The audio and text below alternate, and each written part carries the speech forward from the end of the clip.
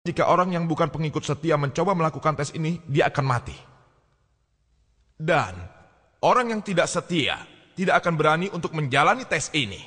Jika Anda bukan pengikut setia Kristen, jangan coba-coba untuk menjalaninya. Jika Anda mengikuti tes ini dan ternyata Anda pengikut palsu, maka Anda akan gagal. Karena tes hanya untuk pengikut yang setia. Jadi seseorang yang bukan pengikut setia Kristen tidak akan pernah untuk mencoba tes ini karena dia akan gagal dalam tes ini. Saya sudah membaca buku Quran dan Injil dari sudut pandang ilmu pengetahuan dan sejarah yang ditulis oleh Dr. William Campbell. Dan saya menarik kesimpulan bahwa dia adalah seorang pengikut setia Kristen. Dan setidaknya saya ingin dia memberi konfirmasi mengenai tes kepalsuan ini.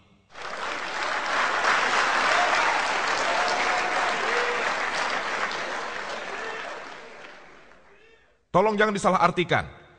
Saya tidak akan meminta Dr. William Campbell untuk meminum racun. Saya tidak ingin membahayakan diskusi ini. Saya hanya akan memintanya berbicara dalam bahasa asing. Bahasa asing yang saya maksud itu adalah sebuah bahasa baru. Bahasa baru. Sebagian dari Anda mungkin sudah tahu kalau India memiliki lebih dari 100 bahasa dan dialek. Saya hanya meminta beliau untuk mengatakan 3 kata ini. 100 rupee. Dalam 17 bahasa resmi. Hanya ada 17 bahasa resmi di India, dan untuk mempermudah Dr. William Campbell, saya mempunyai sebuah catatan 100 rupee yang ditulis dalam 17 bahasa. Semuanya ada di sini. Selain bahasa Inggris dan Hindi, saya akan membantunya dengan memberitahu satu. Eksap rupaya, bahasa Hindi. 15 bahasa lainnya, saya meminta beliau untuk membacanya.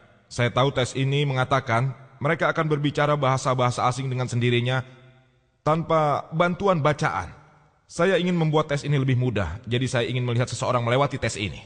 Jika orang itu tidak dapat mengucapkannya sendiri atau ingatannya setidaknya membacanya, saya tidak keberatan untuk mengakuinya.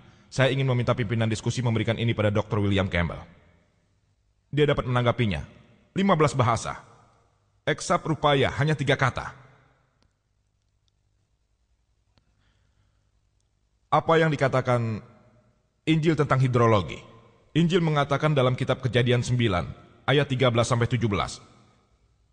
Setelah Tuhan, pada saat Nuh menenggelamkan bumi dengan banjir lagi, sekarang kita tahu kalau pelangi disebabkan oleh pembiasan cahaya matahari dengan hujan atau halimun. Tentu saat sebelum Nabi Nuh pasti ada ribuan pelangi. Untuk mengatakan pelangi itu tidak ada sebelum masa Nabi Nuh, Anda harus menganggap kalau hukum pembiasan itu tidak ada dan ini tidak ilmiah. Tapi kini kita sudah tahu bahwa pelangi berasal dari pembiasan sinar matahari dan juga air. Tentu saja ini juga sudah ada sebelum zaman Nabi Nuh alaihissalam. Untuk mengatakan bahwa pelangi tidak ada sebelum zaman Nabi Nuh, itu berarti tidak ada hukum pembiasannya juga.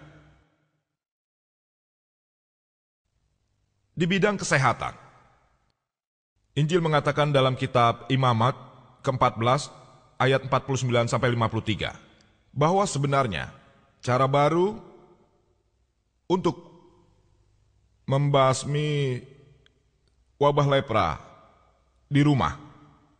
Di situ dikatakan, ambil 2 burung, bunuh 1 burung, ambil kayu, ukur, dan masukkan burung yang masih hidup itu ke dalam air. Lalu setelah itu, perciki rumah 7 kali dengan air tersebut. Memerciki rumah dengan darah untuk membasmi wabah lepra. Apa Anda tidak tahu bahwa darah adalah media kuman, bakteri dan juga toksin? Saya berharap Dr. William Campbell tidak menggunakan cara ini untuk mensterilkan ruang operasinya. Dalam kitab Imamat ke-12 ayat 1-5. Dan kita tahu secara medis bahwa setelah seorang ibu melahirkan, dia tidak menjadi higienis, menyebutnya tidak bersih secara agama. Saya tidak keberatan. Namun Imamat ke-12 ayat 1-5 mengatakan, setelah seorang wanita melahirkan anak laki-laki, dia tidak akan bersih selama 7 hari, dan masa tidak akan bersih ini akan berlangsung selama 33 hari atau lebih. Jika dia melahirkan anak perempuan, dia tidak akan bersih selama 2 minggu. Dan masa tidak bersih ini akan berlangsung selama 66 hari. Jadi kesimpulannya, jika seorang wanita melahirkan anak laki-laki, dia tidak bersih selama 40 hari. Dan jika dia melahirkan anak perempuan, dia tidak bersih selama 80 hari.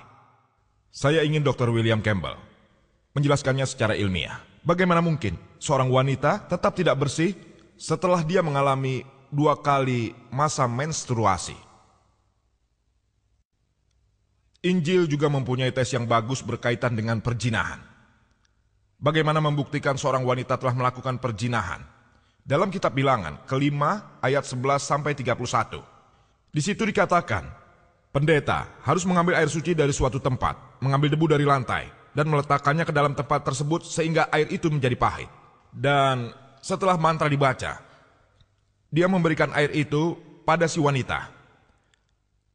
Jika wanita tersebut pernah berzina, setelah dia meminumnya, mantra itu masuk ke tubuhnya, perutnya akan menggelembung dan pahanya akan membusuk, dan dia akan dikutuk oleh orang-orang banyak.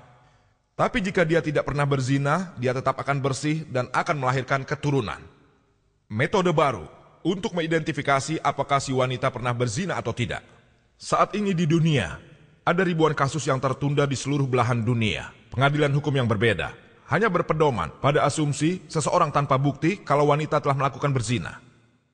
Saya telah membaca di surat kabar dan juga media kalau presiden negara hebat ini, Tuan Bill Clinton, terlibat skandal seks sekitar 2 tahun yang lalu.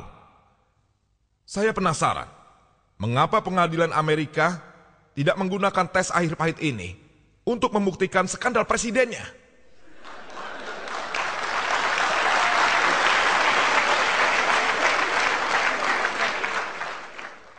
Dia pasti akan segera dibebaskan tanpa hukuman. Mengapa misionaris Kristen dari negara besar ini, terutama mereka yang berkecimpung di bidang kesehatan seperti Dr. William Campbell, tidak menggunakan tes air pahit ini untuk menebus presiden mereka secepatnya?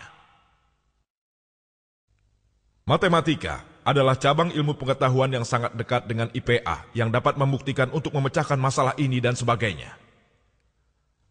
Ada ribuan kontradiksi dalam Injil. Ratusan berkaitan dengan matematika, saya akan menyinggung di antaranya. Disebutkan dalam Ezra kedua, ayat 1 dan Nehemia ke-7 ayat 6 bahwa ketika orang-orang kembali dari pengasingan, dari Babylon, saat Raja Nebukadnezar dari Babylon membebaskan orang-orang Israel dari tahanan, dan daftar orang-orang tersebut diberikan. Daftar tersebut tercantum dalam Ezra 2, yaitu pada ayat kedua sampai 63, dan Nehemia 7, ayat 7 sampai 65. Daftarnya diberi nama dan nomor orang yang dibebaskan. Dalam 60 ayat ini terdapat tidak kurang dari 18 kali. Namanya sama, tapi nomornya berbeda. Terdapat tidak kurang dari 18 pertentangan dalam kurang dari 60 ayat dari 2 bab ini.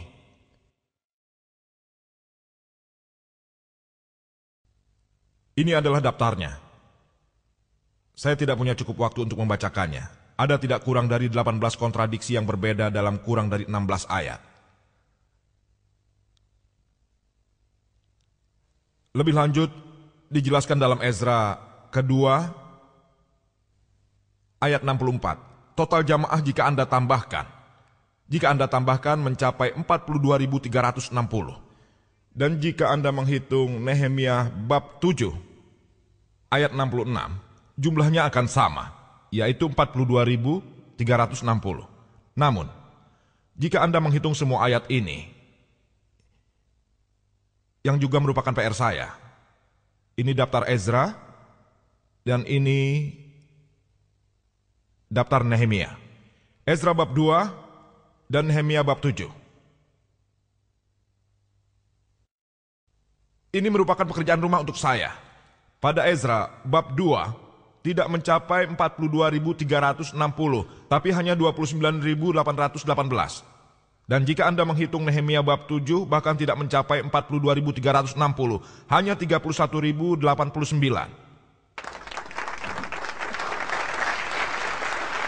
Penulis Injil ini, yaitu Tuhan yang Maha Besar, tidak bisa menghitung.